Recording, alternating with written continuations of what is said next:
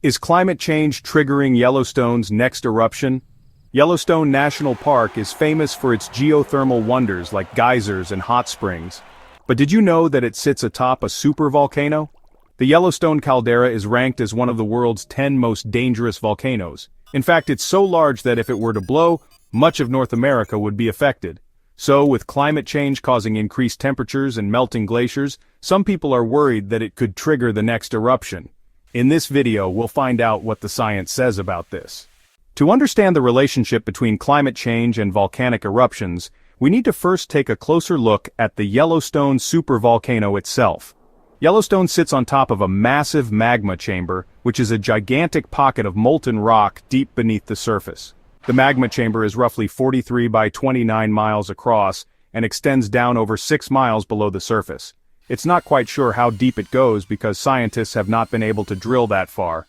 To put that into perspective, the entire state of Connecticut would fit inside of the magma chamber with plenty of room to spare. And yet sometimes the magma makes its way up through the Earth's crust and erupts in spectacular fashion. When this happens, we call it a volcanic eruption. The Yellowstone supervolcano has had 3 major eruptions in the past. The first was 2.1 million years ago, which ejected about 8,000 cubic miles of ash and rock. Then there was the eruption 1.3 million years ago, which ejected 2,800 cubic miles of material. Finally, there was the eruption 640,000 years ago, which ejected 1,700 cubic miles of material. Each of these eruptions created a new caldera, or a large crater. The newest one is the one we know today as Yellowstone. The older calderas are now referred to as the Mesa Falls and Henry's Fork calderas. They can be found north and northeast of the current Yellowstone caldera, respectively. In terms of area covered by its most recent eruption, Yellowstone ranks 4th on the list of largest volcanic eruptions in history. Only 3 other eruptions have covered more area, all of which occurred in the Siberian traps. What makes Yellowstone so unique is the sheer volume of material erupted. If it were to blow again, the amount of ash and rock ejected would be off the charts. In fact, the U.S. Geological Survey estimates that a super eruption at Yellowstone would eject somewhere between 11,000 and 24,000 cubic miles of material. That much material ejected is why it's considered one of the most dangerous volcanoes in the world. But don't worry, the chances of it erupting anytime soon are incredibly low. It's estimated that there is a 1 in 100,000 yearly chance of a super eruption occurring each year. There's no way to predict when, if, or how a super eruption will occur. However, scientists do monitor various indicators in order to try to get a sense of what may happen in the future. One way scientists gauge Yellowstone's readiness to erupt is by monitoring the seismicity, or the frequency of earthquakes in the region. Seismic activity often increases prior to an eruption, so scientists keep track of the number of earthquakes that occur each month. Since the early 1980s, there's been a slight increase in seismic activity, but it's really nothing to worry about. Most of the earthquakes are pretty small, only registering between 1 and 3 on the Richter scale. Occasionally, however, a larger earthquake will occur, such as the magnitude 7.3 quake of 1985. These larger quakes aren't anything to worry about either, since they occur every few decades. For example, a magnitude 7.3 quake can be felt up to 100 miles away, but it won't cause any significant damage. Also, they tend to be shallow, meaning that the epicenter is close to the surface. Yellowstone's seismic activity is also not related to human activity, such as fracking. Fracking has been shown to increase seismic activity in places like Oklahoma, but that's because the wastewater from fracking is injected deep underground, where it causes pressure to build up. This increases the stress on pre-existing faults, causing them to slip and triggering earthquakes. In contrast, the earthquakes associated with fracking are largely confined to a very small area, whereas Yellowstone's earthquakes cover a much larger region.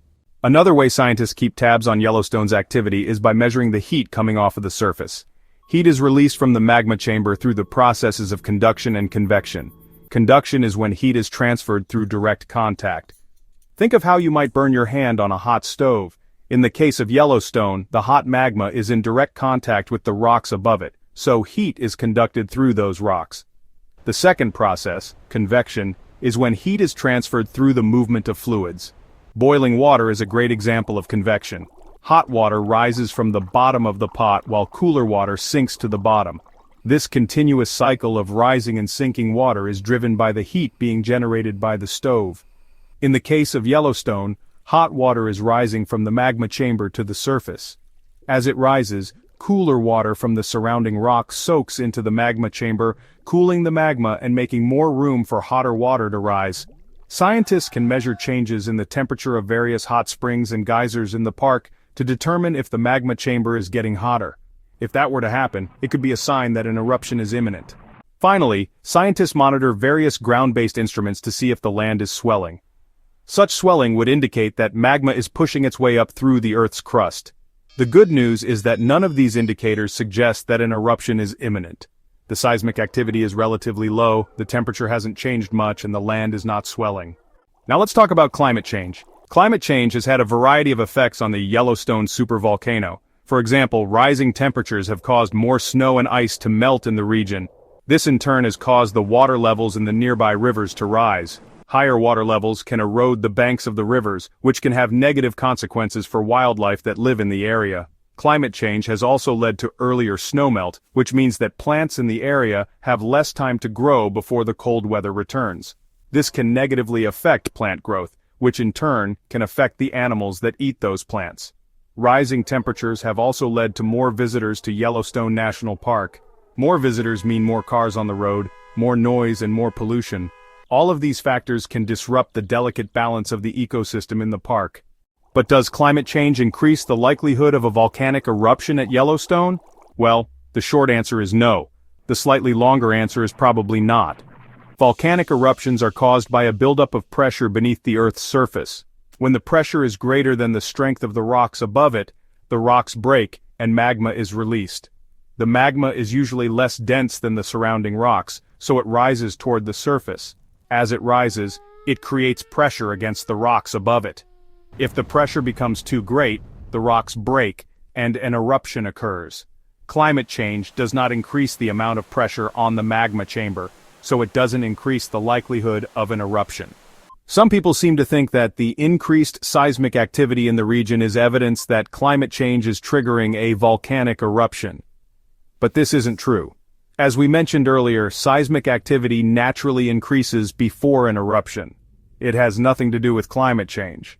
Others argue that the rising temperatures associated with climate change could potentially lead to higher temperatures beneath the surface. Again, this isn't true since the heat coming off of Yellowstone is not related to the air temperature. Instead, it's coming from the magma chamber deep below the surface. There is one potential way that climate change could indirectly affect volcanic activity. Rising temperatures can cause glaciers to melt. Meltwater can make its way into the cracks of a volcano. If the meltwater gets hot enough, it could turn to steam. Steam expands as it cools, so the expanding steam could increase the pressure inside the volcano. This could eventually lead to an eruption, but the amount of water coming from melting glaciers is nowhere near enough to significantly impact a volcano like Yellowstone, so this is not something to worry about. What about the wildfires in the area? Surely those have to have some sort of effect on the volcano, right? Well, once again, the answer is no. Wildfires are actually beneficial to the ecosystem in Yellowstone National Park. Plants like lodgepole pines rely on fire in order to release their seeds. Without fire, the seeds remain stuck in the cones and the forest becomes overcrowded. Animals that rely on those plants for food and shelter are negatively impacted. Smaller fires help forests stay healthy by clearing out dead and diseased plants and allowing new growth. In addition, the nutrients from the burned plants provide a fertilizer for the soil. This allows new plants to grow back even stronger than before. So while wildfires can be dangerous and destructive, they're actually an important part of the ecosystem in Yellowstone National Park. And they have no effect on the underlying magma chamber. So rest easy, climate change is not going to trigger the next eruption at Yellowstone. At least that's what the science says. Thanks for watching. If you enjoyed this video, please leave a like and subscribe if you want to see more videos like this. We've got lots of interesting topics lined up that I think you'll enjoy. Thanks for watching. See you next time.